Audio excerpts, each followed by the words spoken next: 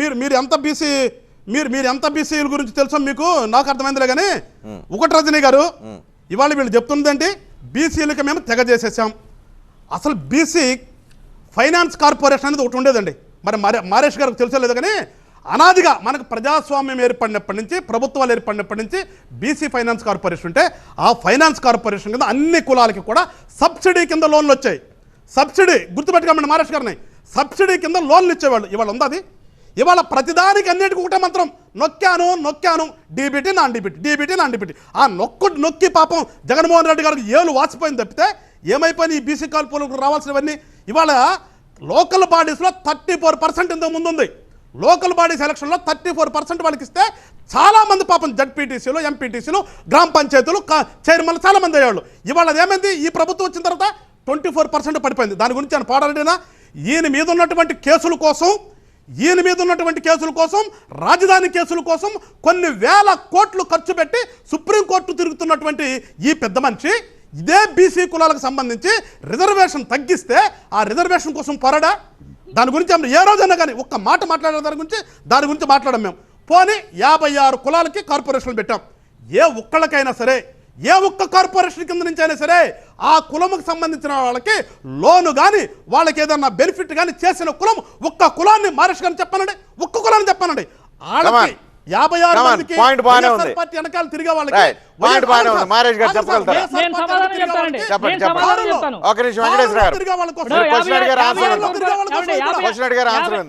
Corporation చైర్మన్ల నిధుల గురించి మాట్లాడుతున్నారు. అదేవిధంగా బీసీ ఫైనాన్స్ కార్పొరేషన్ గురించి మాట్లాడుతారు. గత ప్రభుత్వంలో రజనీ గారు కేవలం 11 ఫెడరేషన్లు 2 కార్పొరేషన్లు మాత్రమే ఉండేవి. ఈ ఫెడరేషన్లో ఏం చేసేవాళ్ళంటే మండలానికి కొన్ని యూనిట్లు వారీగా ఆ మండలంలో 4గురికి 5గురికి మాత్రమే లోన్లు ఇచ్చేవాళ్ళు. నేను ఈరోజు ఛాలెంజ్ చేసి అడుగుతున్నా, ఆంధ్రప్రదేశ్ 26 జిల్లాల్లో ఏ గ్రామంలో అయినా సరే 80 నుంచి 90% మంది లబ్ధిదారులు ఉన్నారు. గతంలో ₹1,00,000 లోన్ కావాలంటే ముందు 50,000 బ్యాంకు ఖర్చు ఇచ్చేవాళ్ళు. అటువంటి సబ్సిడీ ఆంధ్రప్రదేశ్ రాష్ట్రంలో బ్యాంకింగ్ ఎక్కడ ఇన్వాల్వ్మెంట్ లేదు. నేరుగా లబ్ధిదారులు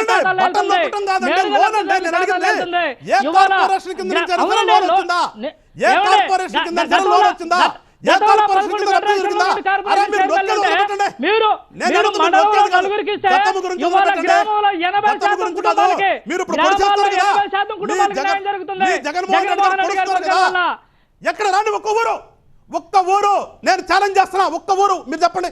మా గుంటూరు జిల్లాలో ఒక ఊరికి మీరు రండి, ఆ ఊర్లో బీసీ కార్పొరేషన్ లేదంటే ఏదో కార్పొరేషన్ నుంచి కింద సరే ఒక కుటుంబానికి లబ్ధి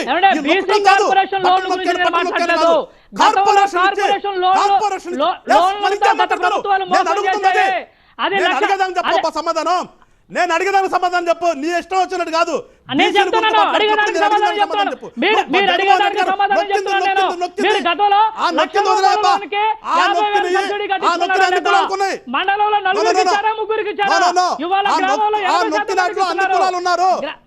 ఆ నొక్కి నాటిలో అన్ని కులాలు ఉన్నారు, వాళ్ళ గురించి వద్దు.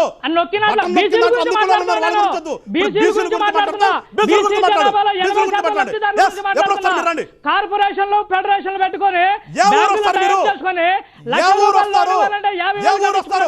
చరిత్రగత ప్రభుత్వాలే ఎక్కడా కూడా ఒక యాదవ కార్పొరేషన్ ఇన్నబ్బా మారేషనండి. ఒక యాదవ్ కార్పొరేషన్ తీసుకుందాం. యాదవ్ కార్పొరేషన్ కింద ఏ ఊర్లో ఎంత మందికి కార్పొరేషన్ నుంచి నిధులు ఇచ్చారు? కమాన్ రండి, ఛాలెంజ్ చేస్తున్నా. గుర్తుపెట్టుకోండి.